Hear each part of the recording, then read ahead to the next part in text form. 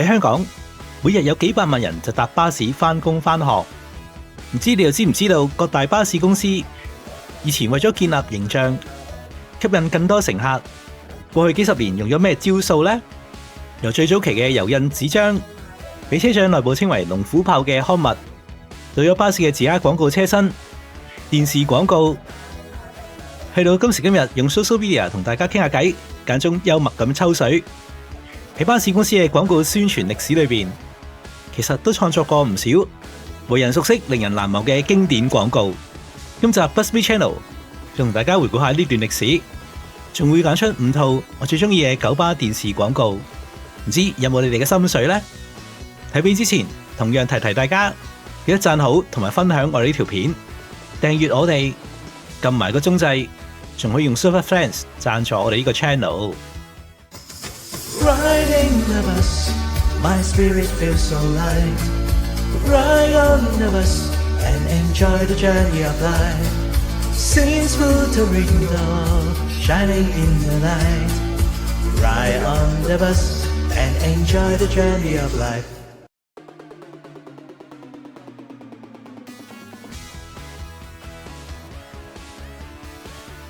時光倒流去到60、70年代，巴士公司要宣傳自己呢，最直接嘅方法就係白紙黑字咁樣印出嚟。早喺1969年嘅時候，九巴已經推出咗九巴半月刊，嗰個時候呢，都以黑白印刷，類似呢報紙咁樣，以文字為主，排得密密麻麻。去到1982年中就改為小冊子形式推出，而1985年嘅時候更加改為每個月出版，並且改名成為咗九巴月刊，當中封面同埋部分內頁咧改為彩色印刷。由於佢嘅內容都非常之豐富，有時咧亦都會講到員工福利或者巴士公司嘅新動向等等，所以當時唔少車長咧都叫佢做龍虎豹。而去到1992年就改名成為咗今日九巴，裏邊除咗會講下九巴嘅新資訊之外，亦都列出每一期俾乘客讚賞嘅優秀員工，仲有一啲九巴嘅唔同歷史故事。嗰時咧，我作為九巴之友，我都會花唔少時間睇晒成本雜誌。而對岸嘅中巴就簡單啲，間中咁出呢個路線指南。去到後期新巴接手，佢哋有推出類似今日九巴嘅員工刊物新一篇，隨後收購城巴，經歷過唔同朝代，最後兩巴合併，而家呢個刊物就叫做城巴導航。佢哋除咗有印刷版派發俾員工之外，亦都有數碼版本放上城巴網站上邊俾公眾查閱，順便可以幫公司作為宣傳刊物。當然佢哋最簡單直接嘅就推出唔同款式嘅宣傳單張，免費派俾市民，從而推廣新路線或者其他嘅巴士新資訊，為巴士公司建立良好嘅形象。呢啲實體嘅宣傳刊物都成為咗市民同埋巴士公司最佳嘅溝通橋樑。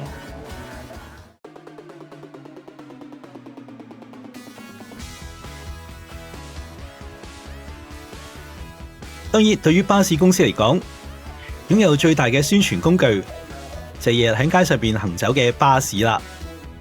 於是巴士車身呢就變成咗流動嘅廣告牌。農曆新年嘅時候就會有生肖巴士同大家打招呼，又或者巴士公司嘅周年紀念巴士，仲有宣傳新路線同埋其他主題活動。至於當年新巴初開辦嘅時候，引入大量新巴士，去到某一個數量呢，都會出一個廣告，話俾大家聽有幾多部新巴士投入服務。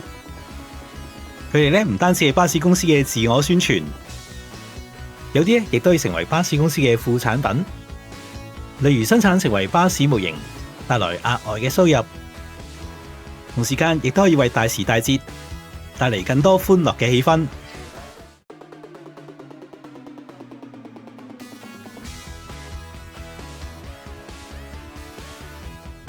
而踏入千禧年代，隨住巴士安裝電視 Roadshow 嘅誕生，巴士公司就將佢哋自己宣傳直接搬返入去車廂裏邊，乘客坐低望住部電視，就會睇到巴士公司製作嘅唔同宣傳廣告。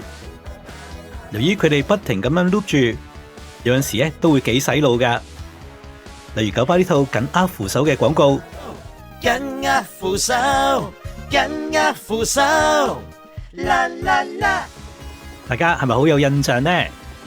仲有呢首共創佳績，力同聲，共創佳績，群策群力，齊齊浪奔夢力。雖然呢啲歌冇上過流行榜，但係唔覺唔覺都已經入咗腦。相信大家而家聽翻，唔多唔少都有少少印象。而到咗2017年6月30號，九巴嘅 Rosso 同埋新城嘅 Busplay 全面撤出巴士電視服務，喺巴士上邊睇電視嘅日子正式結束。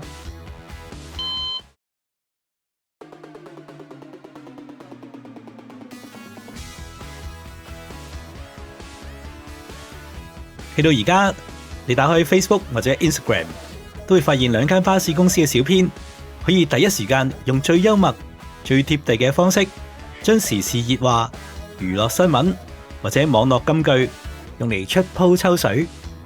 透過唔同嘅貼文，為巴士公司建立形象之餘，亦都可以增加乘客嘅參與度。呢啲媒體嘅轉變，令到巴士公司從單向嘅自我宣傳，去到而家同全港市民嘅雙向互動，拉近距離。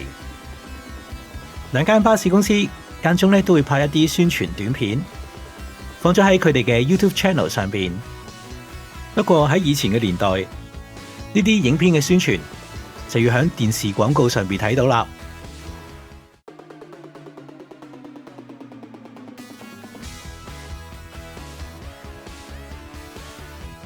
喺90年代中至到千禧年代，當年電視仍然係全盛時期。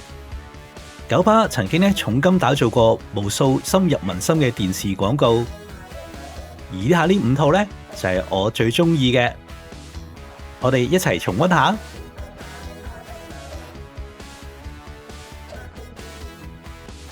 畫面就好似動物群遷嘅環境，然後慢慢 zoom 近啲，就發現佢哋係一部部嘅超時代巴士 Deoplan， 配上埋經典歌曲 Born Free 做背景音樂，展示到九巴不斷引入環保巴士嘅理念。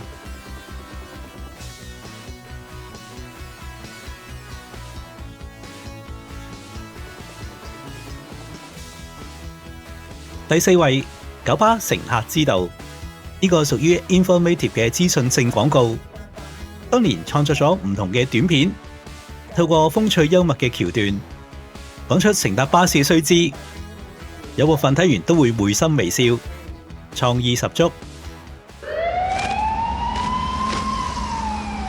巴士啊，返屋企咯！點上車啊？攞住咁大件行李。Happy birthday to you！ 哇，你個口啊，學個巴士好喎！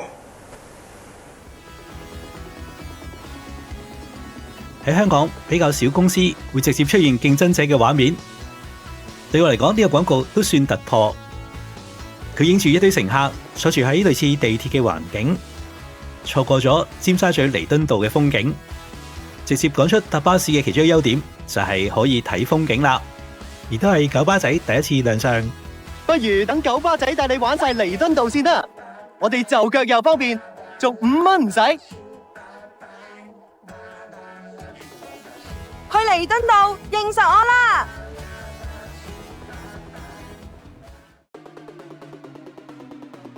第2位，呢個廣告算係比較耐，但係對我嚟講就印象深刻。佢與人與人之間情感嘅關係出發，講出路就係人行出嚟嘅，而只要有路就有九巴到達，拉近人同人嘅距離，簡單直接，而不失人情味。路係人行出嚟嘅，其實有人到嘅地方就一定會有路，而只要有人同路，佢就好有可能喺我哋面前出現。無論係幾偏遠。